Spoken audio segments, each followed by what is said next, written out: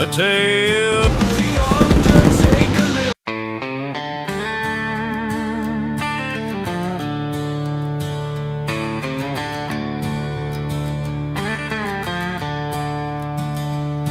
They say it starts like a story, a tale as old as time.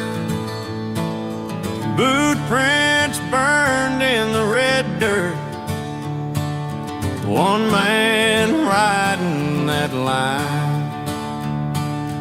Hat pulled down in the sunrise, coat on his hip hanging low. Name was Jake, folks still whisper like a prayer, soft and slow.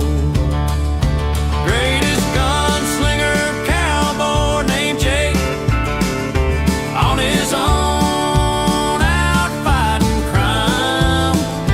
Greatest lawman you ever did see in that town, lost out of mind.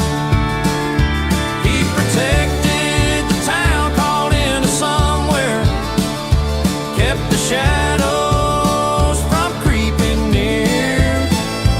Greatest gunslinger, cowboy named Jake, and we're all still standing here.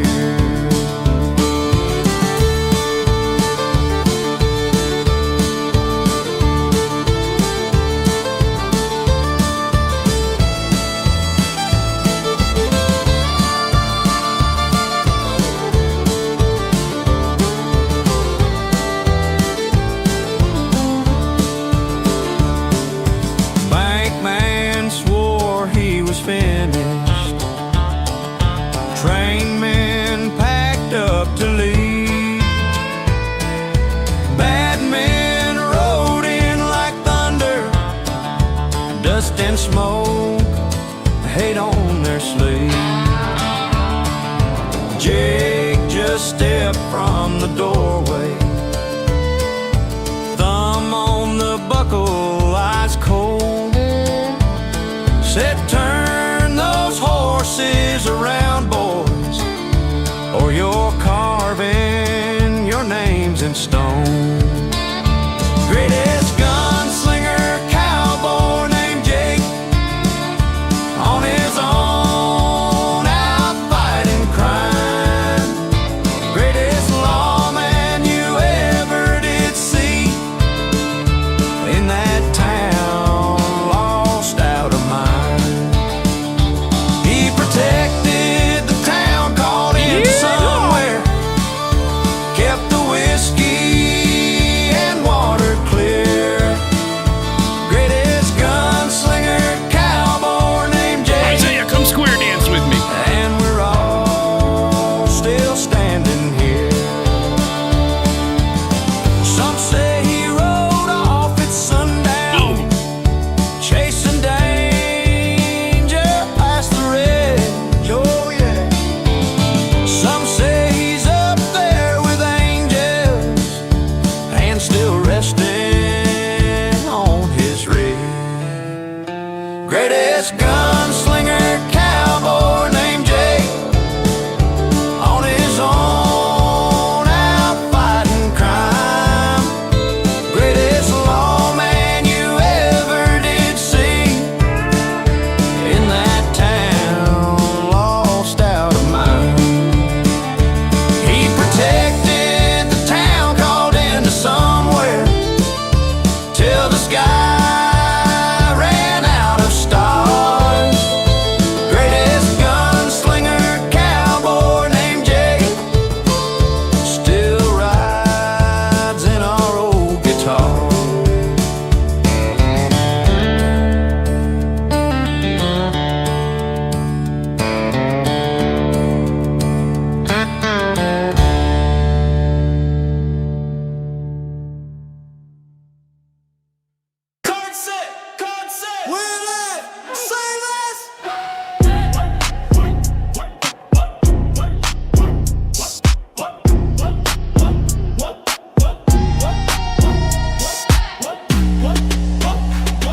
Lights hit. Car set. We live. Say less. From the thumbnail straight to the stage lights. Jake breaking down every move in the playback. Cody got jokes for the botch in the same fight. Pause frame, run that on the way back. 2 nights booked in the strip going wild. Chat going up every time that we dial. From the pre-show fits to the pyro in the sky. We rewind big swings, who slipped, who lied. Welcome to Into Somewhere. Clicking, we already there. 2 hosts, 1 screen, that glare. To WrestleMania in the long form prayer. Night 1, night 2, we prepared. Pop big when the match gets rare. Vegas in the background air. And the somewhere we don't play fair. We rake gear, who dripped, who missed, who sold pain, who swung, who kissed the mat quick. Cody like, bro, that spot was insane. Jake breaking down how they fell, where they aim. From the main to the mid, we don't skip frames. Timeline full of those, what did I just say? Claims, chat spamming L. When the count looks soft and the shark kick out and the roof lift off. Welcome to Into Somewhere. Clicking, we already there. 2 hosts, 1 screen, that glare. To WrestleMania in a long form prayer. Night 1, night 2, we prepared. Pop big when the match gets rare. Vegas in the background air. In the somewhere we don't play fair. From the cold open straight to the replays. We speak what we see, we don't delay. Every heel turn, every cheap save. Live in the chat long after that day. Welcome to Into Somewhere. Clicking, we already there. 2 hosts, 1 screen, that glare. To WrestleMania in a long form prayer. Night 1, night 2, we prepared. Pop big when the match gets rare. Vegas in the background air. And it's somewhere we still right here.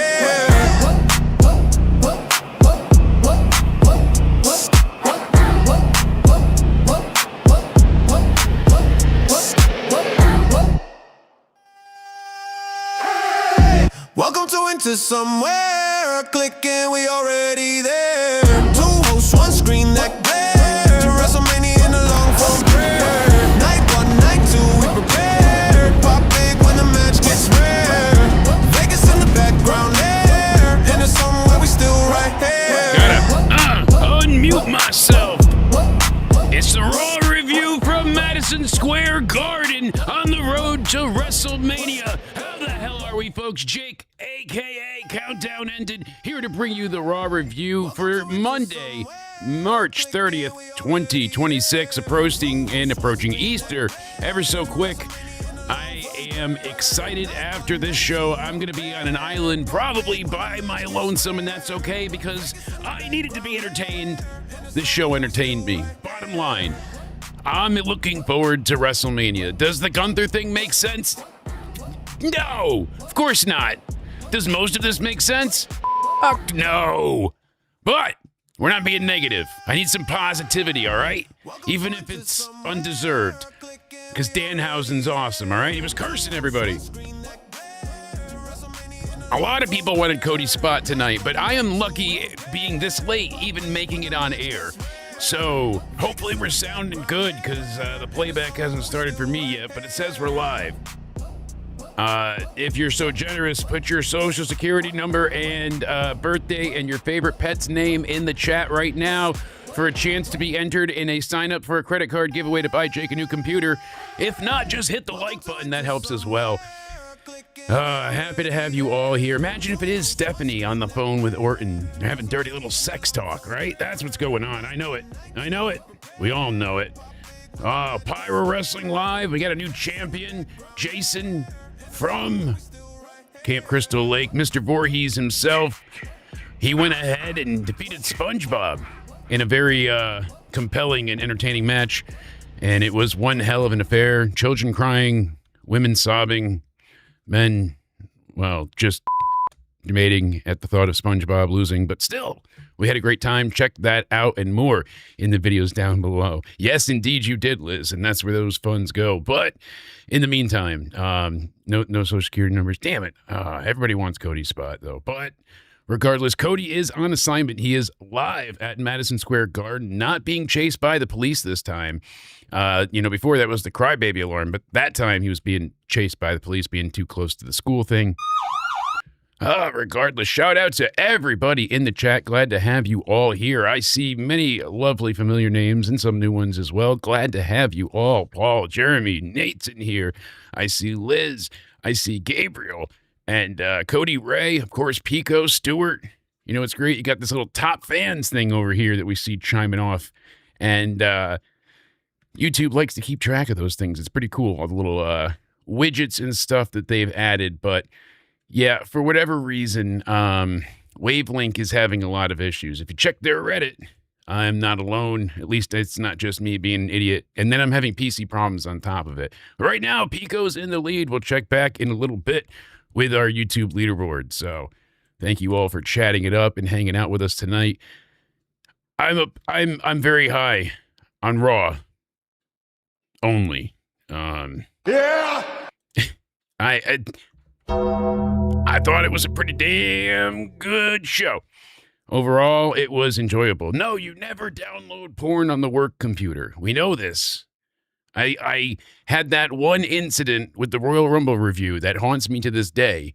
I went to my only Flair folder and clicked the wrong OF folder and started to play my banana stuff, and people haven't let me live it down. Roxanne snuck into the building earlier. It was entertaining to see her, you know, small in stature, but they had her bundled up, face covered, being led into the building. So happy to see her back. Good as ever, right? Judgment Day, they're fine. No issues there, as we know.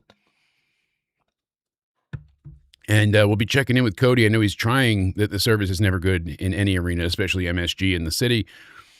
So I know he's trying to go ahead and upload some stuff to us about, you know, he had some excellent seats. That's for damn sure. But I want, before I even get to the review, the Gunther thing is mind-bogglingly stupid. Jizz you cover yourself in dries up.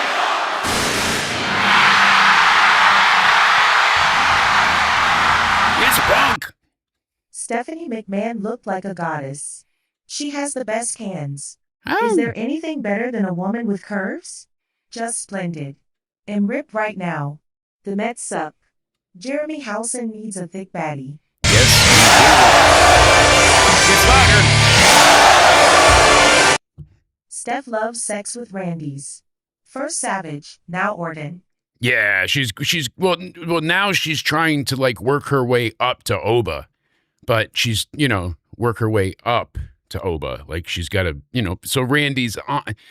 It's a python, you know. It's a snake, but it's still not Oba Femi. So slow progression, but definitely, you know, Triple H had the heart issue. It's not pumping like it used to. And thank you, Pico and Jeremy, both of you, for being amazing and supportive as always and chiming in.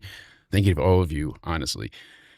Yeah, it's a little bit crazy with the Gunther thing, and Spaz and I had a quick tit for tat. Don't get excited. And he's like, if it's Heyman, like he's just siding with Heyman for whatever reason or doing it for Paul, it's bad. Then I saw people on Twitter being like, this is genius. He's getting revenge on Seth for SummerSlam. When he lost to Punk, everyone was still surmising that Seth was legitimately injured. Like, we got new tag champs. Could be the women's or the men's. We'll get into it. But if you see Gunther's side with the Vision, that's a disaster move. Even if he's like, oh, you're going to owe me one or something. I hate that. If it's the revenge for SummerSlam thing, that makes zero fucking sense. You lost to Punk, then Seth cashed in. You play no part in this. Yes, Gunther, you got insulted by Seth at the build-up to it for like a brief period.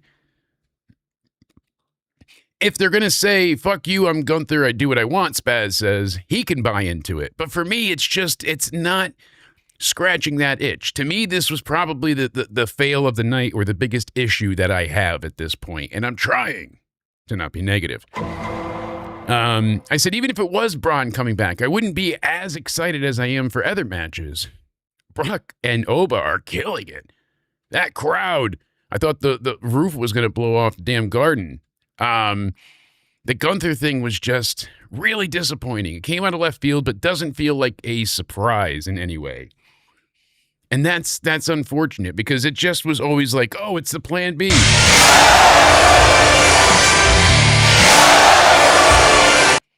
Cody in a square garden and inside round glory holes.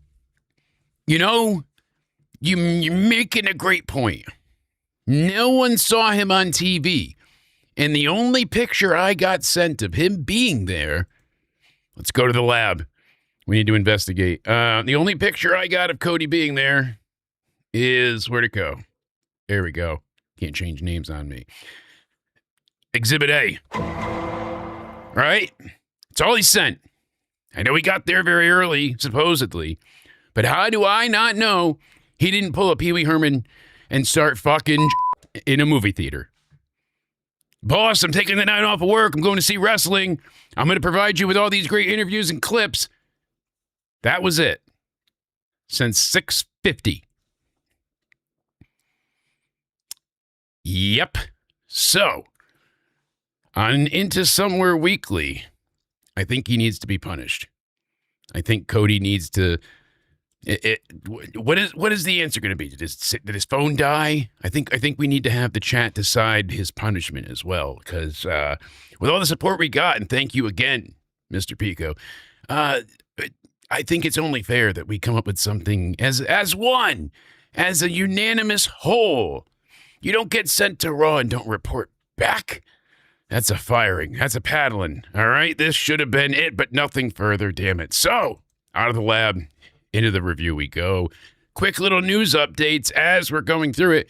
Cody says whoever's buying tickets for my bus tour is absurd. $10,000 is ridiculous. He was doing an interview with Busted Open Radio, and he's like, I thought it was a very fun idea because it's allowing fans to see his gear early, talk about the show, but he had no idea they were going to charge that much. And he's like, now he's going the extra mile to make it even better for fans willing to shell out $10K. He promised he will ensure those who pay for the experience will get a unique and cool experience and something intimate for us. He said, I've got a good plan for them this year because, like you said, that's an absurd amount of money. And gosh, thanks for the fact that people are out there paying that. Makes me feel incredible, but that is absurd. Yeah, I mean, he knows it, and you're going to get these moments, but you're not having many natural moments anymore. You don't really see a ton of superstars in the wild. Every now and then I saw one in a gas station near the arena, but it's not like, oh, they're in mall. It's not like it used to be when we met Stevie Richards in the mall. When people were just, and he wasn't doing a signing. He was coming out of FYE, stuff like that. So if it's not arranged, you're just, and I don't know if that's because of social media and the virality of it all, safety and whatnot. It's easy to be like, oh, they're here. And then people flood. But even still, the prices on a lot of these things are ridiculous. And I mean ridiculous. Yeah, $10K for Guile. No, Sonic Boom. So we can go ahead and sound off on that one. But, oh, baby. I don't know if they said it enough tonight. Did anybody realize that they said that Madison Square Garden, they're going to be back there July 18th for Saturday night's main event? I don't know if they said that tonight or not. Anybody know? Just checking. Sorry, used to Cody. But yeah, I mean, they had Danhausen shilling it. They had other stars mention it. I guess they got to, announce the return date, but still nothing great there. Where is the rest of it? So we've got the Rebellion lineup. It's something that we are looking forward to covering. It'll be the weekend before WrestleMania, so it's kind of the in-between Stand and Deliver and WrestleMania jam-packed weekend. I believe the main event in May is now not happening, and this is the one taking its place. So, interesting, waiting to hear more. But Mike Santana, who's he going to knock out next? Is it Eddie Edwards, TNA title, cashing in that briefcase? Matt and Jeff taking on Bear Bronson and Brian Myers. Leon Slater versus Cedric Alexander, and Trey Miguel versus Mustafa Ali. That's for the X Division, right? Or no, international title. Excuse me. Slater's for the X Division. Leon Slater's going to be taking on Ricochet at WrestleCon. Interesting. And then Mickey James, ODB, and Tarantella with a combined age of 190, taking on Ash by Elegance, Heather, and M by Elegance in a hardcore country, I'm not singing it, tag match. And Frankie Kazarian taking on the former Elias, now Elijah. That's what's going on. Look who's reporting for duty. Where's my inside scoop, damn it? Here we go. No, we already figured you didn't have any service, but we'll let some stuff load and then we'll see what's coming through the pipeline here. Of course, the first thing you send is of Liv. Yep. Why can't I fire you? About time. Getting off the train, right? Is that what it is? So people are trying to tell me that WrestleMania needs marquee matchups. Last Words on Sports was saying how Gunther and Seth freaking Rollins, they put this out 3 days ago. They said the showcase of the immortals. See, I was convinced Braun Breaker would be returning. I've had hernia surgery. It's not as bad, but I wasn't powerlifting either, so I'm not sure how much you can lift that soon after, but I was back to being in the gym moderately, and I assumed it would be enough time, but it sounds like he didn't get cleared because this is 2 Raws left. Tonight was supposed to be the night I've been touting for a month and a half that he was going to come back. This is where Seth's Mania opponent would be shown. I've screamed it from the rooftops, and I've been very wrong because they went with Plan B. But the Gunther option to me feels so lackadaisically bare bones. Where's the meat on this? Oh, it's going to be a dream match. And yes, Mania can be for that at times. But it's bad when you're watching Seth feud with this faction, but he's going to go fight this other guy now. So he got Paul Heyman hit with a chair once and he's done with the Vision. All right, that's it. I'm moving on. Now I can go fight Gunther. So unless Gunther's with the Vision, which is even worse of an idea, what are they doing? I feel like I am not taking my crazy pills because things were making sense before, but now... What? Wait, I said, but now... What? Yeah, like that. You guys hear the voices too? Yeah. Always. They were loud. What else is their reasoning is that Paul Heyman needs to solve the Seth Rollins problem. So who do you bring in? The career killer, Gunther. All right, so Gunther Swanson or whatever the hell they wanted to call him, Senior, Nazi pro, the career killer. I figured he would have a guaranteed match already at WrestleMania. Okay, so a lot of things didn't work out. People got injured, plans changed, but this is the best we have. This was their ultimate plan. Oh, it's cute. So we're supposed to think Heyman thought Seth was in jail all week and never bonded out. Couldn't, so they dropped all charges so he could be, but they can't enforce, I think, most of those things cross state lines, can they? Isn't it each state to state, regardless, unless it's some type of federal, mandate? You can't think too much about it. So you just got to turn your wrestling brain, on by turning your real brain off. And I'm like, all right, so Seth's out of jail. Let's go. Why Gunther? And I'm not like, oh, I can't wait to find out next week. I have to hear what Gunther... I don't give a flying fuck. That's the problem here. I'm not even crazy about Gunther ending careers when he was one of the people that I was dying to see dominate on the main roster. He's damn good, but it's just... It works best when you have that beloved babyface to go against. Rollins is beloved, but people love the idea more than the actual character, I think, at times. And the problem is that because they cheer for him as a heel, as a face, in between, all the above. And I feel like that is genuinely kind of the issue. The fans don't side with people anymore. They just want to be entertained.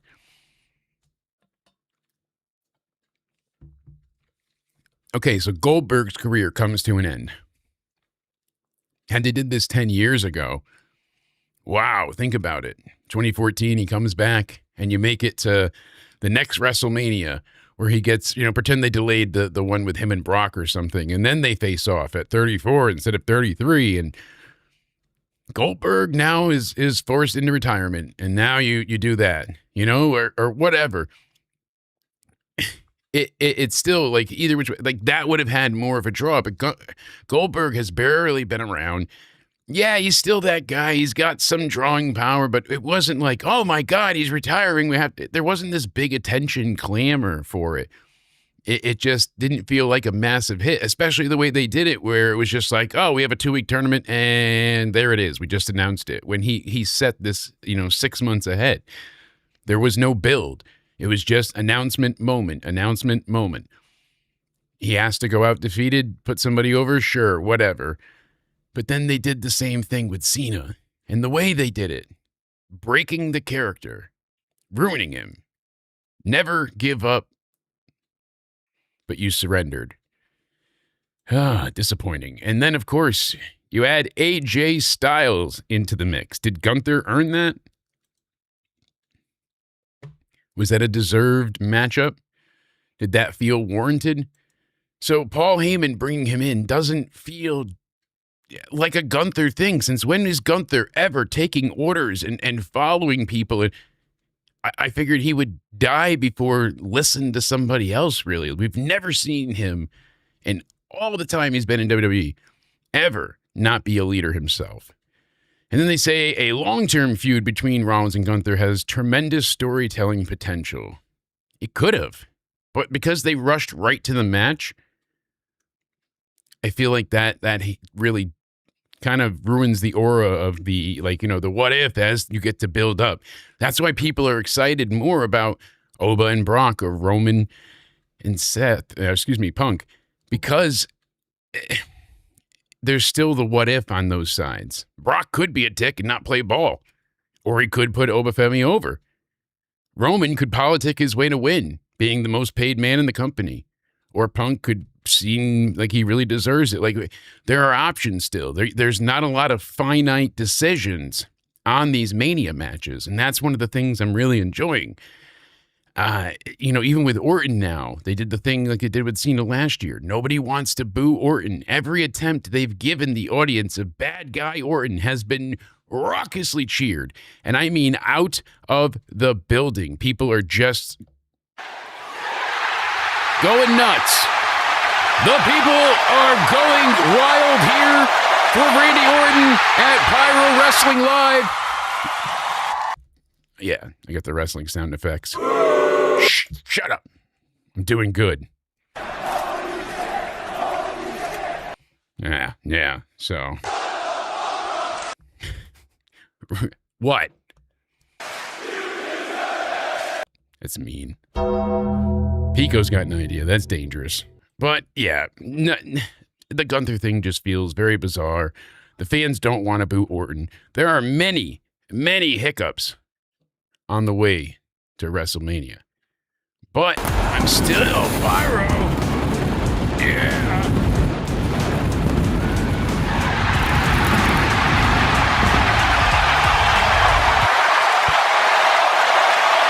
That's right. Regardless, I don't want the Gunther thing. I don't. I feel like that is going to be a hindrance to a lot of what the story is that they're trying to tell, because if Seth has to lose here, you can't have Gunther not win this. He's defeated 3 people so far and ended their careers in a major way. And they're not only just people, they're not just superstars, they're major talent. Top tier. Even some Mount Rushmores of people have been eliminated from WWE essentially by Gunther. And then they have to rope Cena back in to help elevate ticket sales. They had to do it. He signed that kind of a Legends contract. It was his own tailored thing, but now he's shooting the movie. He's there. Hey, look, you're still in the area. Come on, we could use you. He's not going to say no, right? Ultimate company man. I need to add more pyro. All right, I'll work on it. Hold on. I don't know how much she can handle, sir. She needs more power. Ready? We'll do it that way. Yeah. Where is it? And then we could do it that way. There we go. Triple it up. See? All the pyro in the world. Just got to leave it on, let it blow up. And go. And more pyro.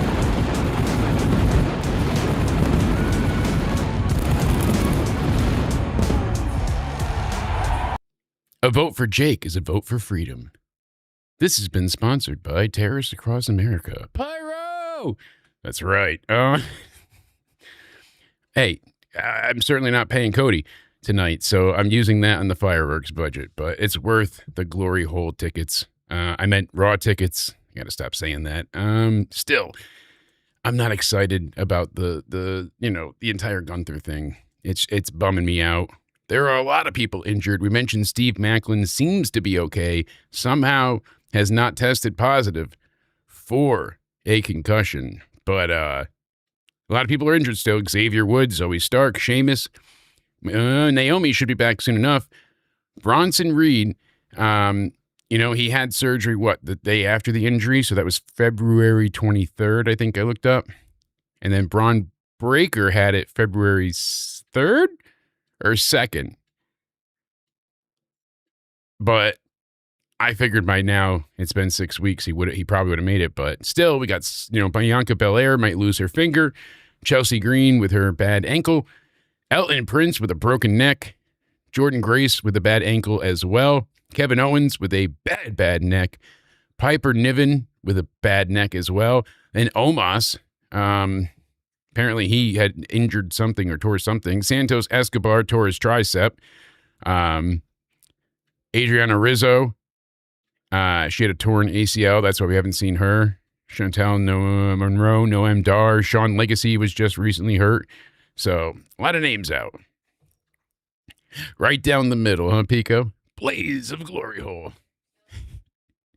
It was the way he was humping Paige. He had to go up a little too high. She got to arc lower.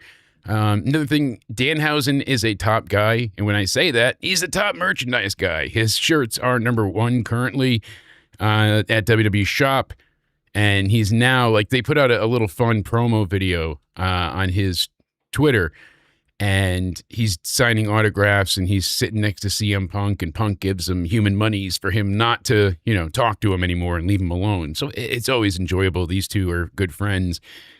Makes you chuckle, but he is signing the posters that you usually see only the top few stars sign. They'll have Rhea and Punk, but Danhausen's out there, so he is in high demand and high regard. Awesome. Like to see it. I hope they do a lot more with him than just have him be a guy that banters advertisements and says the word cursed, because he's got some really great comedic chops. It's always, like he said, framed after Conan O'Brien, but it does also have, that Pee Wee Herman-esque kind of, adult comedy, but made for kids kind of thing to it.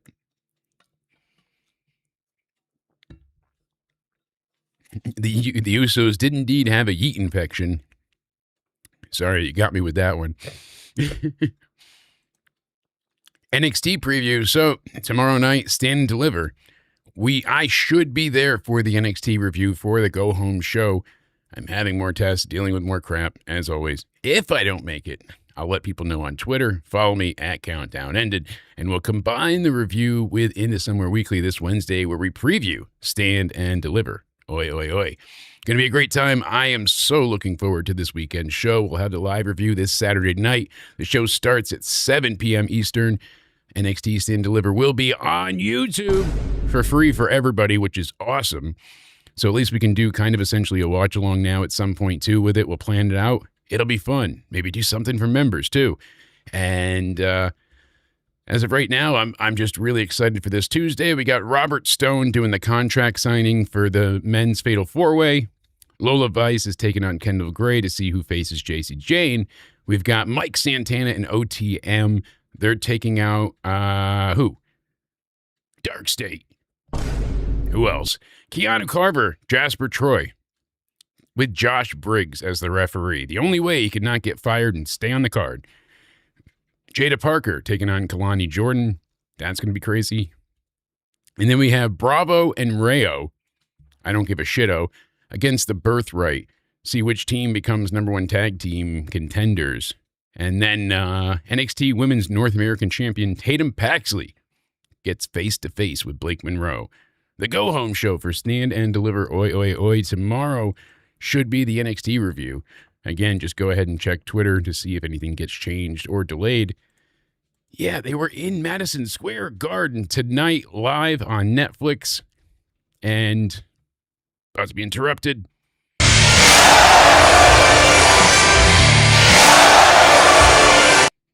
Danhausen curses the Bellas to get periods at Mania. Think about it. Yeah, the clones, as he calls them, 1 and 2. And it's great. As much as he's got that Santino type of comedy, I feel like he executes it a bit better. I'm really enjoying Danhausen, but think about all the curses that he's had so far.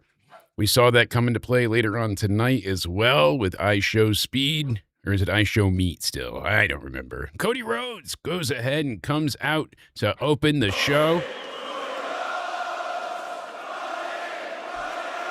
Just as he's going nuts saying, what do you want to talk about? He gets interrupted by Stephanie McMahon. Yeah, that's right. Wow. I like it. Oh, yeah, man. That's my wiggle. I always, Stephanie's been on the upper tier. It's like, Gina Carano, Stephanie. You got to have a tier system. Throw stuff at me. Love you. Still, Stephanie interrupts Cody. She gives him some tough love and tells him that this version of Orton is an evil son of a bitch. I'm telling you, Cody, you don't know. There was one time we were in the locker rooms and he made me shake his hand. Do you know why? Do you know what he did with that hand? He touched his... Huh, Cody? And then he shit in my luggage. He did. And then, so she could just go on and on. There's got to be some type of abuse charge or something, right? It's Randy back in the day. But this version of Cody, the one that's not super serial, guys, can't beat this version of Randy. This was fun. The segment was fun. I like Cody calling back to Orton being a drunken slob and just having to turn off the radio to know he was breathing because he was so inebriated and high and fucked up. It's true. It's all true.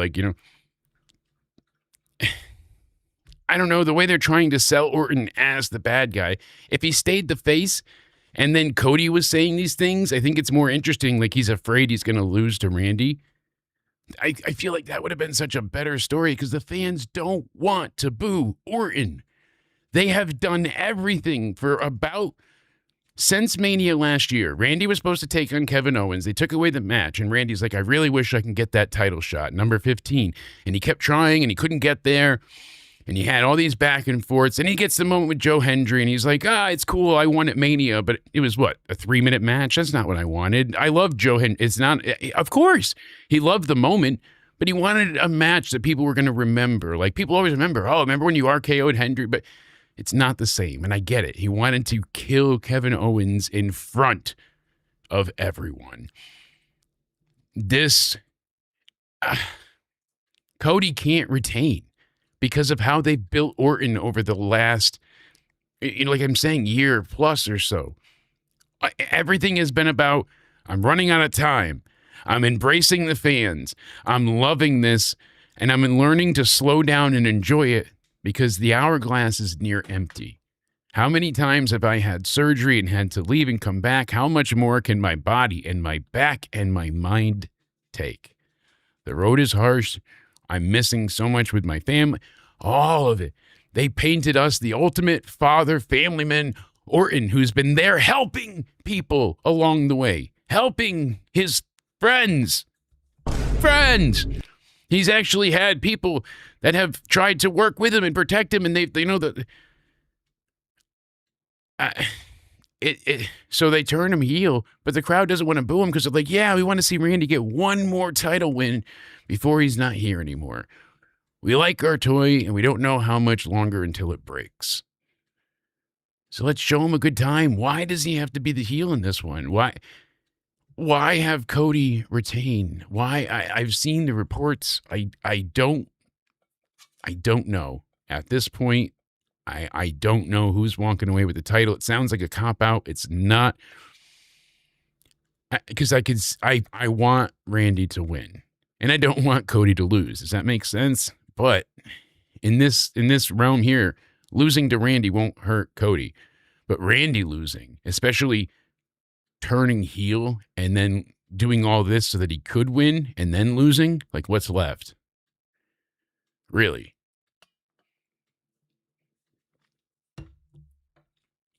I don't know. I don't think DiBiase's showing up. I think he did that just as a little tease to get people talking about his name while he was found not guilty. I still don't get all that. Look at that sneeze button. Excuse me. So, fun segment. She slapped him nice and hard. Love to see it. She really laid it on thick. Just a... It's not what I hit. I think my board reset. Pretend that's a slap sound. Thank you for playing along. But it didn't make me cheer for Cody. Didn't make me hate Randy anymore. So I don't know what this accomplished. It was fun. Nice unadvertised Stephanie appearance. Cody got announced to Raw like an hour before it started, I feel like. It was like midday when they brought up the John Cena thing. It was like 3 on the East Coast. And it was like, hey, Cena's the host and Cody's going to open the show. And no one got the ultimate heel heat and attack Logan Paul's mom. Mama Paul should be walking out of there with a black eye. I demanded it. If I was there, even with the scoot, with one leg casted, I would have made it to the front. Could have wheelchaired her ass down. All right? I would have found a way. Cody thinks he's a man. Give me a hell yeah. Hell no. I would have found Mama Logan. Would have been famous. Yeah. Famous in MSG. I don't know what it did for anybody, but it hurt. Then we see Danhausen in the back, and Speed wants to be uncursed. Danhausen asks for tons of billions of dollars and streaming services and an assistant and a camera boy. And I thought Speed was going to offer like the cameraman or something. And Speed's like, I can't do that. And that was it. They kind of took him away for the tag title match. He's like, don't worry about it. We got you a front row seat for the tag title match. It's fine. It's fine. Then he didn't disappear. He's like, you're still here. You didn't go away. And Danhausen goes, oh, yeah. Love that. I don't know why Speed didn't say yes. You want to not be cursed. Lie to the gypsy. Nobody saw thinner? Come on now. The Usos with a new theme that does not sound like it's going to grow on me. I'm tired of the day one-ish yeet stuff, granted. Maybe they could have went back to the Uso Penitentiary one, and that would have been an improvement, but this is just... aren't they supposed to disappear too? I don't know. So, Logan and Austin Theory face Jay and Jimmy in a street fight in MSG. So really, it's not a street fight. It's an arena fight. Well, a garden fight. Logan eventually does walk up to said mama, and she's sitting next to IYO SKY, and she has the brass knucks. They knew it was a street fight, right? What? Donkey! No, I'm telling you I'm not wrong. They knew it was a street fight. Last week, it was decreed as such. Yep, it's on the board, street fight. Why don't you already have the brass knuckles on you? Who walks into a street fight knowingly empty-handed? You gave them to your mom to slip them to you? What if you never made it outside of the ring and they held you in the ring the whole time? Stuff it up your ass, all right? Use the prison pocket and make it worth your while. We all know you're big enough. What if I'm gay and I ride motorcycles? Well, then you're a gay. God. Speed gets pulled over the barricade. I shit you not. Legit. All right, I see where we're going this. Picks up the brass knucks and fucks up. He knocks out LA Knight. Yeah. So, is it going to be LA Knight versus IYO Speed? What is LA Knight doing at Mania? Nobody's talking about it. With everybody saying. No one's saying it. Yeah. No one's saying it. That's the problem. What match? With everybody. Jesus, are you retarded? No. What? Yes, you're. Yeah. Fuck me, this is worse than Cody. All right, He's knocked out. LA Knight's practically dead because the 107-pound IYO meat punched him in the face with metal, but still. He's been hit in the face a lot harder and not been knocked out. So, all right, you got to sell it. But boy, did he sell it. And then they win the tag titles by passing out on each other. It's a fun match. I'm happy that the Usos don't have the tag titles because I feel like that was just a transitional win for them, a temporary thing so that the Vision could take it eventually, or some plan gave them a couple of weeks. Take it off the heel team so you can give it to a heel team. Cody and Isaiah tied in the MLB in the Summer League. Oh, wow. So LA Knight's going to do nothing at Mania. Yeah, we'll see. I mean, unless they do a 6-man with the Usos taking on, with LA Knight taking on IYO, Speed, Logan, and Theory, which that could be funny, but I just don't really find it interesting. That doesn't feel like a Mania match. That feels like Clash in Italy. I got it. Bunch of pyro shot off because they won the titles passing out on each other. It was a 9-minute match. It was quick. In, out, done. They didn't have time for this shit. And I liked it. I liked the match. Convoluted and silly as it was. It didn't already have the knuckles. All right, it comes from his mom. Yeah, she got him by security. That kind of shit. Whatever. Don't have to think. Try not to. I enjoyed the match because, hey, now the Usos can focus on family drama and they can blame each other. This probably will send Jay into more of a tailspin. Hopefully there's some good, hopefully, coming out of it. Still, we had Liv Morgan deliver a good but generic promo. We made the joke earlier, it's like she hasn't wrestled one match on TV in the entire year. People are, Liv Lesnar, Liv Hogan, and apparently that's calling her a sex pest and other things. Blows my mind, but she basically said, "You're done for, bitch." And then she said, "Your mom's a whore" in Spanish. And that brings out Stephanie Vakukaka. And Vakukaka comes down and brawls with Liv. And boy, is it on. And they start, and then Vakukaka starts to get an advantage. And that's when the masked person from outside earlier makes their way to the ring. It's Roxanne Perez. Match thrown out, obviously, that never started. And look at that, disqualification. Wasn't a match? Oh, we got to see this again. All right, fine. Run it back. We don't have time for that. So, all right, this is good because at least they interacted with each other. It wasn't like, "I'm better than you, Mud Hut. And going back and forth. I don't speak Spanish. Insert that there. I'll edit it later."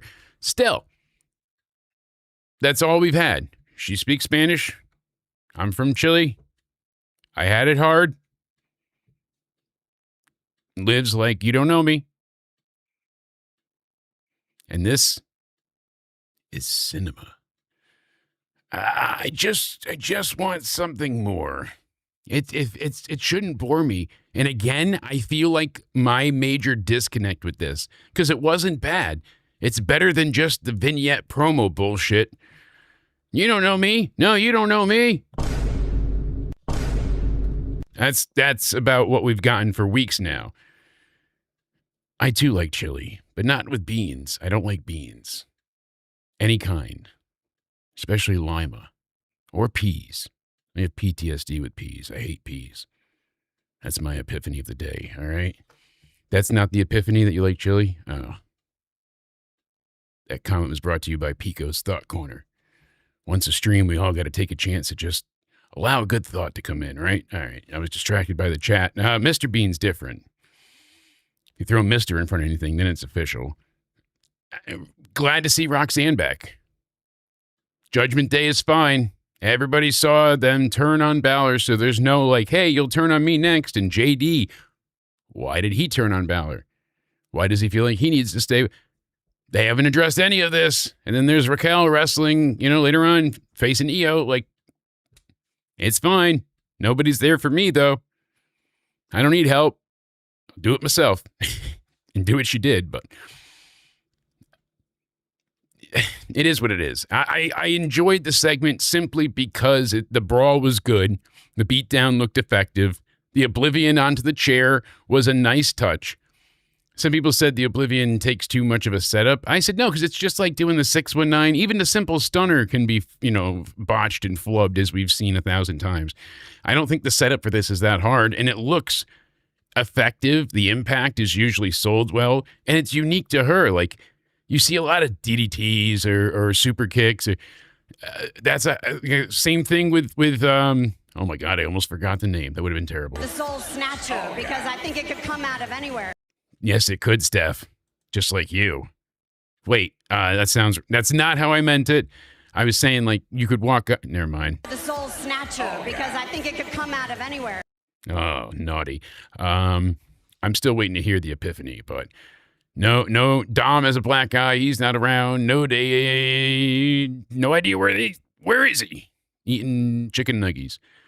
So it was a fun thing, but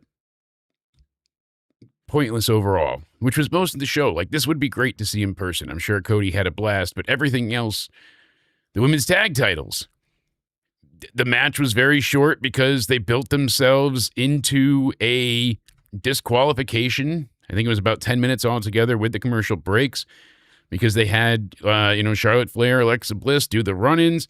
They start attacking the, what is it? The standing towers? I forget their name. The Irresistible Forces. There we go. Came back. Sudden realization. Now, we have to discuss probably the greatest thing this month on Raw.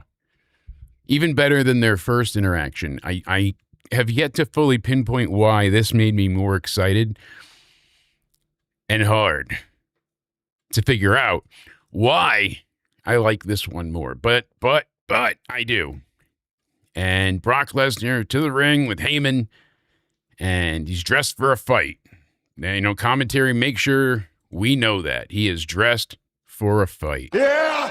So, they distracted by Seth Rollins' thing. Forget it. We got all this aside. We're here to face Oba. Lesnar gets on the mic and calls him out, and his voice doesn't crack. Great. Sounded effective. But it's not Obafemi that comes out. It is Adam Pearce. Dun, dun, dun, dun, dun, dun. Adam Pearce. Dun, dun, dun, dun, dun. And he says, Donkey! Get out of the ring. We're not doing this now. You're waiting until Mania. And then the lights go out. Yeah, that's right. Just everything in darkness. Dun dun dun dun dun dun dun dun dun. And that's what they do. They have it over and over and over. So ridiculous. And I wanted to mention this earlier, and we will talk about the women's tag very quickly. I'll make one more point. But Tony Khan is being begged to work with JCW, Juggalo Championship Wrestling. So Vince Russo had heard that Tony Khan watches and likes, or at least enjoys, Lunacy, the JCW show. I've even watched it a few times. Like I said, Stephen Flo, Cocaine. They've got some crazy characters. It's silly. But it's like harmless second screen slop fun. You don't have to really like pay all attention, but you could still be entertained and don't take it too serious. But he's just begging, he's like, let's blow the WWE into oblivion.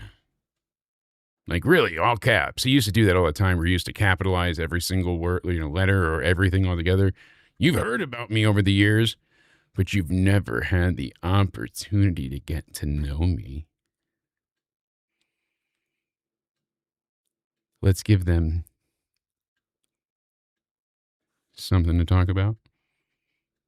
That's how I picture Vince Russo was typing it out, just squeezing his nipples, being like, oh, Tony. Right? Right. I genuinely am not shocked or surprised. He's begged for many jobs. We've seen it happen many a times before, but still, it just made me laugh to see this tweet earlier. And I was like, I do like the show, but that just reeked of desperation, sadly. Very much so. And I will say, at least tonight, they did spend time announcing matches for the upcoming goddamn 2-night WrestleMania. 3 weeks, or 2 weeks away, technically, 2.5. And lo and behold, we've got 18 days. And what are we, it's like, all right, so now they're finishing out the card, most of which was predictable. We figured that's what it was going to be, but still nice to at least know. It seems like the red and blue color scheme on the thumbnail graphics is relating to which night and when. So it seems like, how we called them out in that video seems to be pretty on par. You've got night 1 and night 2 laid out. You can check out in the video tab where we break down the entire card. And I will admit, this picture does go pretty damn hard, right? Fucking incredible physiques. My God. Look at that with the Vision side plates. Amazing. Thank you, Slam, for sharing that. That's really cool. They already got their side plates on. They should have been tag champs a long time ago. Gunther is owed a favor by Heyman for fighting Seth. He makes him put Brock's career on the line at SummerSlam.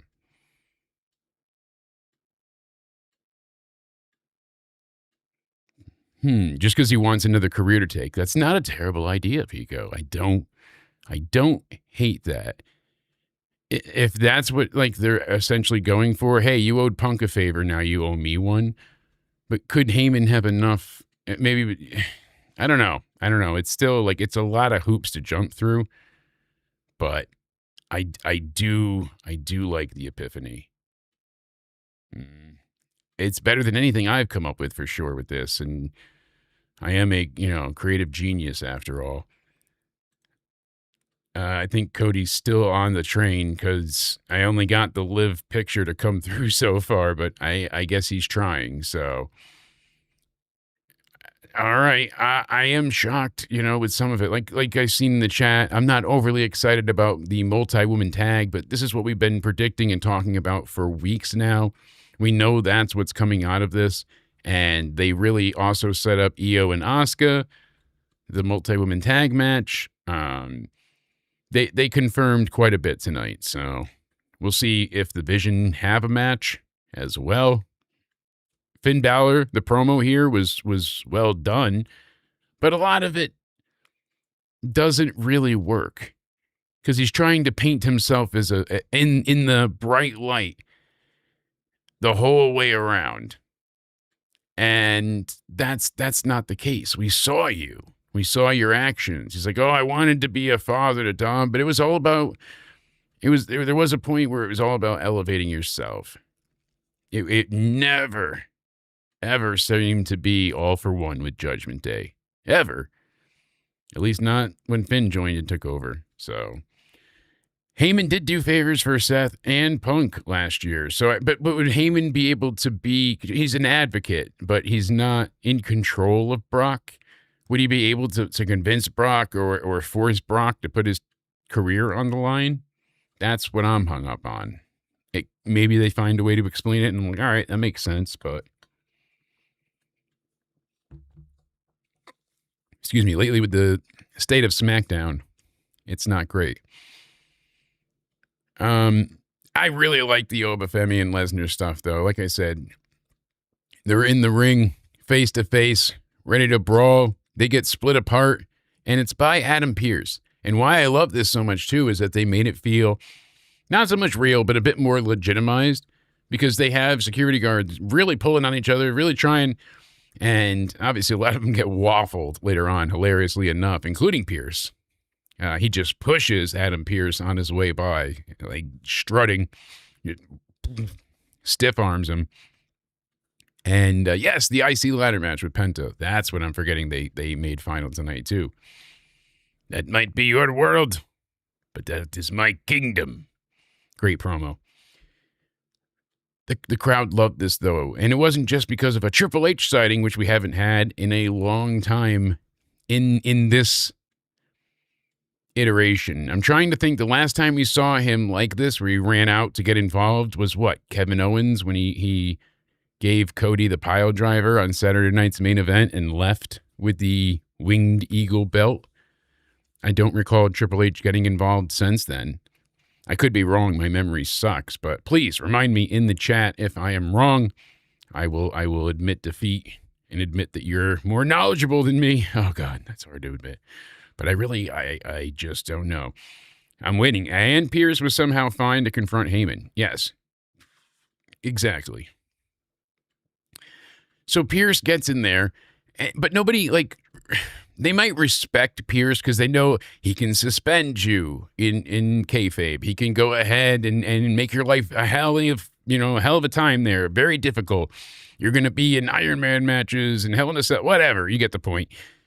But he's not, I think, capable of firing anyone unless, like, he would probably have to go to the board the way they've set it up, a lot of times, and, like, it's passed down. And so, all right, it was the Cody pile driver with Kevin Owens was the last time. Okay, so I'm not entirely crazy.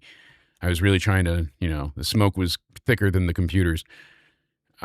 It's absolutely hilarious, but we've seen it before, but I feel like this really has made it more impactful. Triple H runs out there, gets between them, and he's like, "You're doing it at Mania. You hit each other now. The match is off. Don't do it." But of course they respect Triple H. That's the guy. That's the guy booking this and doing this and running this, and at least as far as creative in the face goes, in the universe of WWE. And Club WWE. We still don't know what it is, but the copyright seems to be pointing to it being a discount club. It seems to be like for tickets and merchandise. We'll see, though, like some type of like superfan thing. Triple H sold it well. They wanted to kill each other. Poor security guard gets F5'd. Oba already laid everybody else out anyways. It was chaos in the best way possible. We've seen a lot of pull-apart brawls recently, both in WWE, AEW, even in NXT, all over the place. And this was one of the more effective styles. So at one point tonight, we saw Javon Evans being talked to by Kofi Kingston way in the back during a backstage promo as well. So they're still doing those little like, hey, pay attention to the background, detail things. And that's always fun to see. Penta, with his IC title, cold title, brings it out to face Kofi. And he's got, not Black, Grayson Waller, part of the New Day, I think. They're facing Penta for the IC title. And Kofi keeps telling Waller, I don't want help. Don't touch him. Don't do it. Don't pick him up. Don't move him. This lets him get distracted. Eventually, he hits the Trouble in Paradise, gets a near fall. Penta kicks out. And, they end up hitting the Mexican Destroyer. Penta retains. Solid 10-minute match. And they interview Penta, and we get the ladder match at Mania. And then he says, no fear, zero fear, whatever it is. I love you, New York. Yay! Big applause. Everybody went nuts. Yeah! It was an enjoyable match, but you knew that Kofi had never had a shot. He is not at all a threat to anyone at this point. And that's sad to say, because if you think back to 2000, what? When was it? 2019 for Kofi Mania, I want to say, and how long it's been. Crazy. How far things fall at times, but the match was still fun. I like the interaction, the breakup of the New Day, and hey, it was all right. So at least Penta came out swinging, had a good promo. He had a decent match in the ring, and then managed to get everybody excited for a ladder match with random participants that they threw in there, which I'm hoping Javon wins, but we'll see. Paul Heyman is now, after talking to Pierce, being told to check his email. He goes to the ring. The light wasn't really going towards him. Like, the lights were going out. He asked if the light guy is from New Jersey. Funny. Yeah! And they manage to even, botch that up. But still, Pierce comes out and he basically says, did you check your email? No, Seth's been cleared by Boston police of all charges. And the restraining order is done and he's cleared. And there he is. And Seth's behind him as his oh, oh, oh music plays. The fans are chanting. They're screaming in excitement. Seth enters and he waffles the back ever so lightly of Paul Heyman. It was a very nice love tap with the chair. Didn't really lay it in. He doesn't need to be hitting him that hard anyways. But still, I would have filmed it from the front, not the back. Gunther gets behind Seth and chokes him out. Points at the WrestleMania sign like Ronda Rousey and doesn't say a word except for, guess you had a bad day, huh? Go to sleep. So that's how my wife puts me to bed. She just chokes me out so I don't keep talking. Gunther had a gash above his eye. It looked like at one point in time, Seth's head went up and hit Gunther in the forehead or the eye, at least the eyebrow, and that started to swell up already. So that sucks. And what's really disappointing about this, we talked about it a lot before. Pico. Does he now? I know he wipes back to front. But we go ahead and see him not being cleared in time. Goddamn Braun Breaker. I wanted him back for this because it makes sense with the Vision story. They can do a few things with this, but it just... Even if they do say, like, oh, it leads to Brock and Heyman somehow could make him have a retirement match, like, it's still just not enticing or exciting. It's just like, oh, all right, it explains it, but it doesn't make it good. This should be a big match, but it feels rushed and confusing. No one went, oh, shit, it's Gunther, he's choking out Seth. Everyone went, huh? The fuck? What? Yeah, everybody. What? Say it now. What? I don't know. What? Yeah. IYO SKY takes on Raquel Rodriguez. Skip. Not much to say about this match. It's the same Raquel match that we've seen with Stephanie, just with IYO. Literally, I think you could put them side by side, and the way she's got to work on one thing if I could ever critique anybody, and I mean it lovingly too, because it stands out to me. When she does like, oh, they're goofy footed kind of thing, when like you're not quite unconscious yet, but you're knocked out. She looks like Shaggy after eating too big of a turkey dinner after finishing half an ounce of, delectables. It just is goofy looking. She's like the wacky, wavy, flailing, inflatable two-bar men. She just all over the place, and it always makes me chuckle. You will see it the next time you watch her wrestle, and you will never unsee it. I just ruined her selling for you. I'm sorry. And I like Raquel as well, but the whole teeter-totter thing is incredible. These ladies had a decent match, but it was always about, her building a match to Mania with Asuka. So now we've got IYO and Asuka. Winner gets Kairi Sane, apparently. And if it wasn't for those damn meddling kids and their drug-sniffing dog, too. Yay.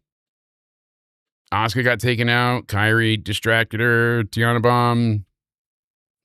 Raquel wins. Why couldn't I skip this? Yeah. Nothing great. That was pretty much it. So they added different matches to the lineup for WrestleMania. And as I said before, at least this show is building on the road to WrestleMania. We had Penta defending his IC title in a ladder match against Dragon Lee, Javon Evans, Rusev, JD McDonough. That's one of these things is not like the other, but all right, Rusev.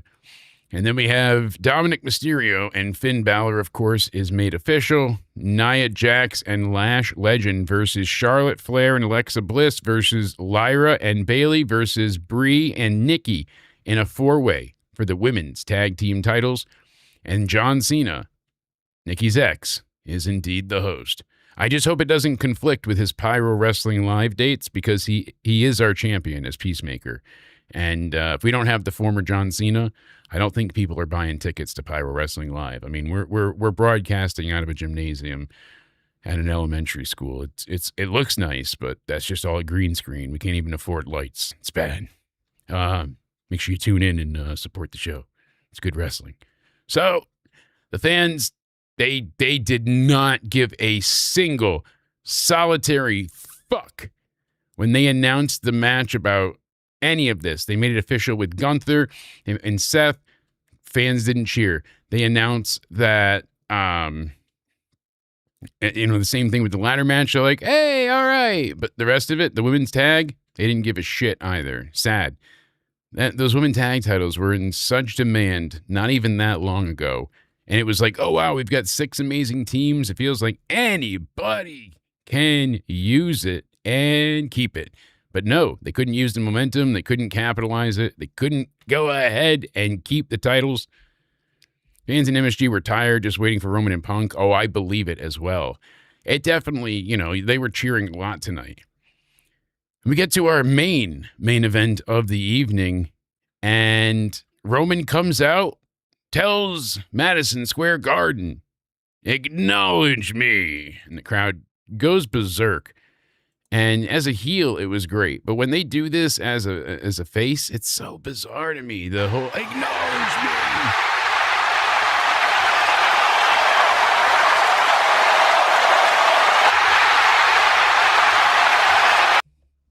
And then he whips his balls out, and they're like, acknowledge it.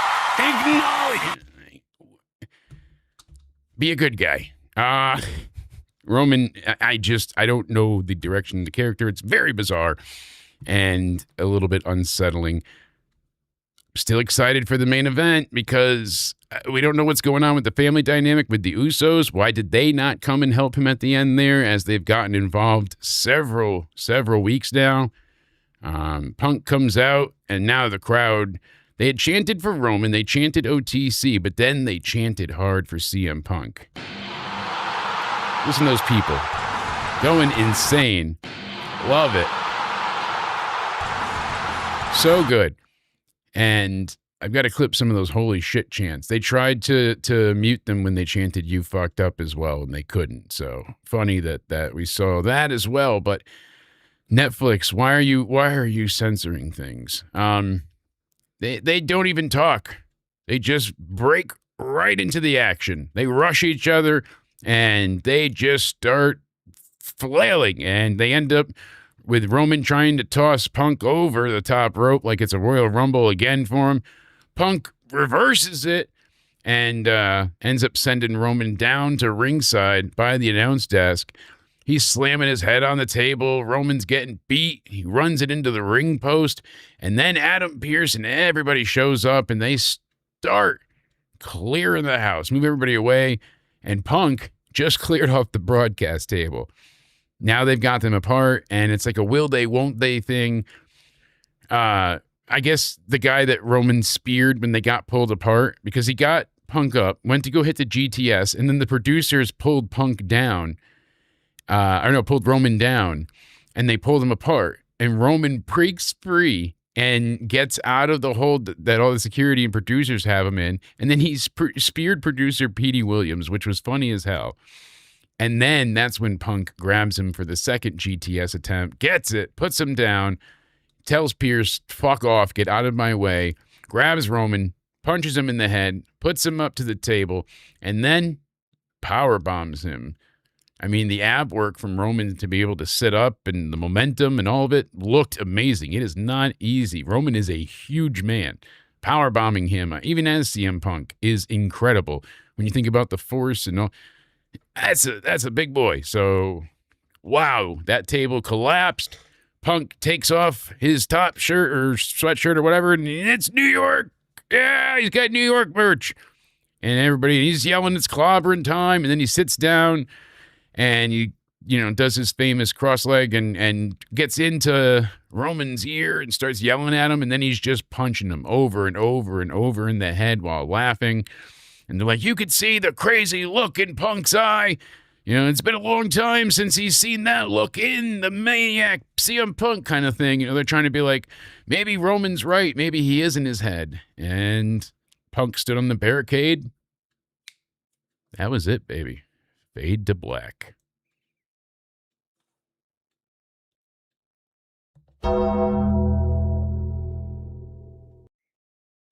I can teleport too. Told you. So this Raw is all over the place, and thought I smelt Cody. The tracker says he's still in New York, but never know if he took off his shoe.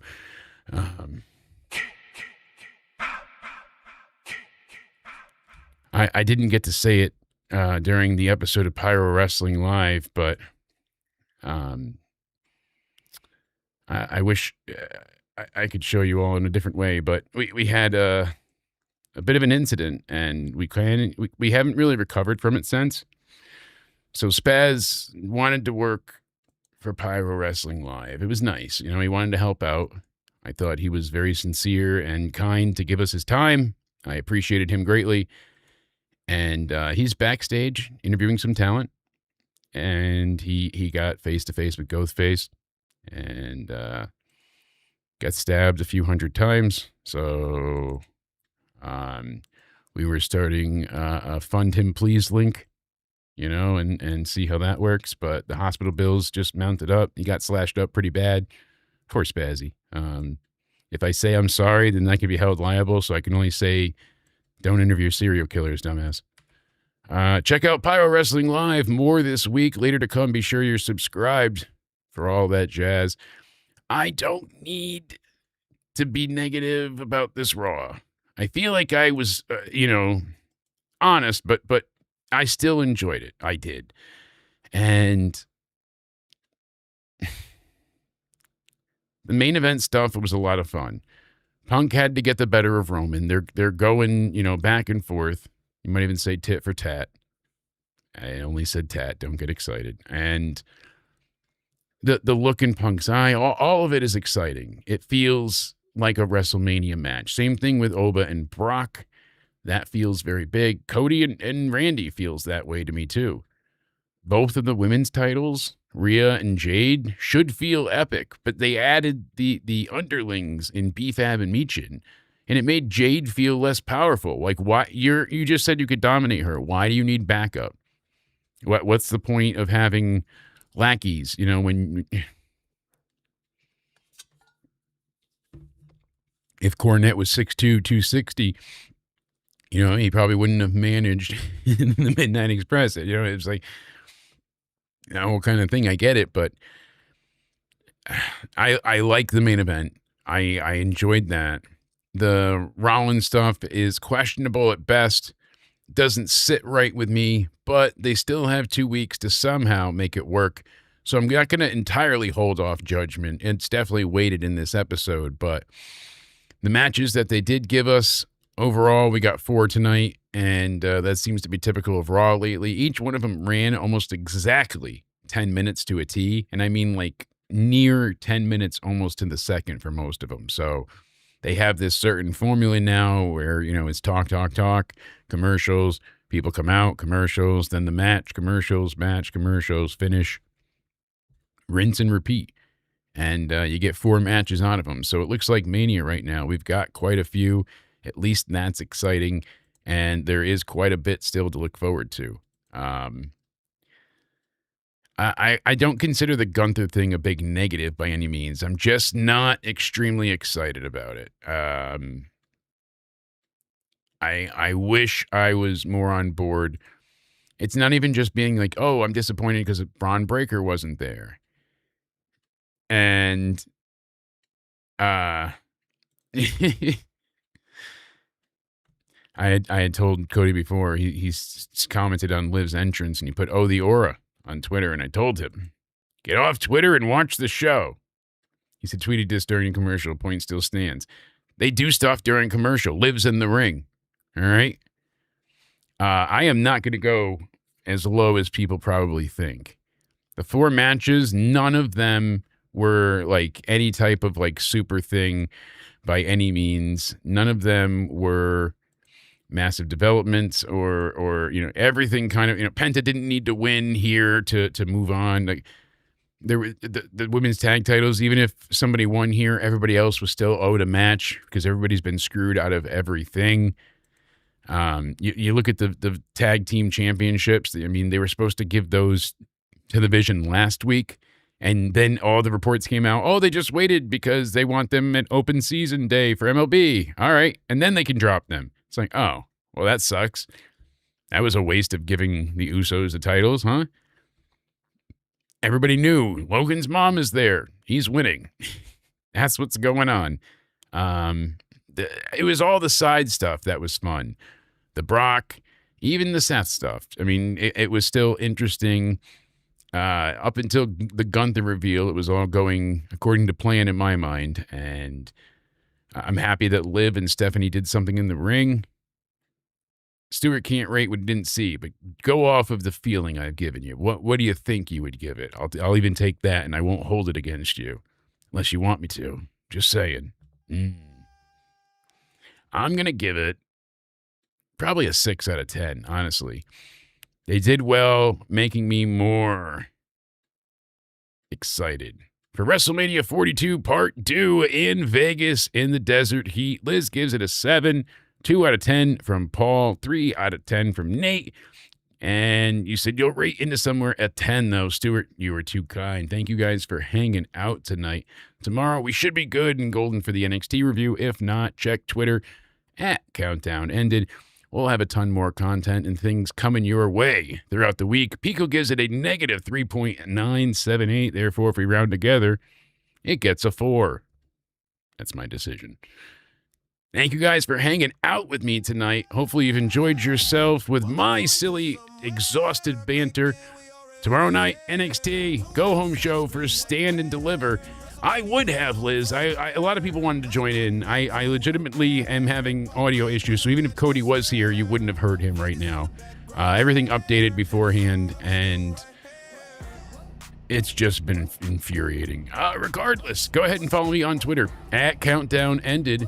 And then go ahead and make sure you're subscribed here on youtube.com/Jake DeMarco. This way you can go ahead and turn on that bell and be alerted every time we go live after WWE, AEW, and NXT PLEs and pay-per-views.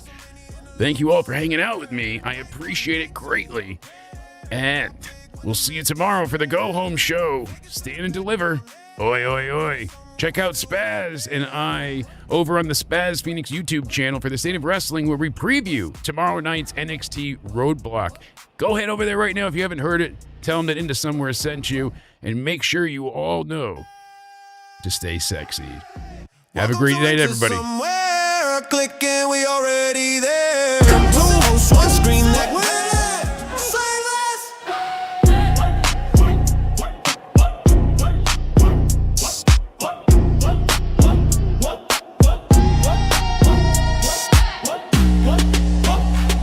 lights hit, car set, we live, say less. From the thumbnail straight to the stage lights. Jake breaking down every move in the playback. Cody got jokes for the botch in the same fight. Paul's frame, run that on the way back. 2 nights booked in the strip going wild. Chat going up every time that we dial. From the pre-show fits to the pyro in the sky. We rewind big swings, who slipped, who lied. Welcome to Into Somewhere, clicking, we already there. 2 hosts, 1 screen, that glare. To WrestleMania in the long form prayer. Night 1, night 2, we prepared. Pop big when the match gets rare. Vegas in the background, air. In the somewhere we don't play fair. We rate gear, who dripped, who missed, who sold pain, who swung, who kissed the mat quick. Cody like, bro, that spot was insane. Jake breaking down how they fell, where they aim. From the main to the mid, we don't skip frames. Timeline full of those, what did I just say? Claims, chat spamming L. When the count looks soft and the shark kick out and the roof lift off. Welcome to Into Somewhere, clicking, we already there. 2 hosts, 1 screen, that glare. To WrestleMania in the long form prayer. Night 1, night 2, we prepared. Pop big when the match gets rare. Vegas in the background, air. In the somewhere we to the replays. We speak. Have you subscribed yet? Have you become a member of the Banana Army? Do I need to threaten you? Hurry up and do it. Now! Sign up today and support Into Somewhere. Banana Jake demands it. Do! The Undertaker lives through the fire. Ric Flair's back, but he's wrapped in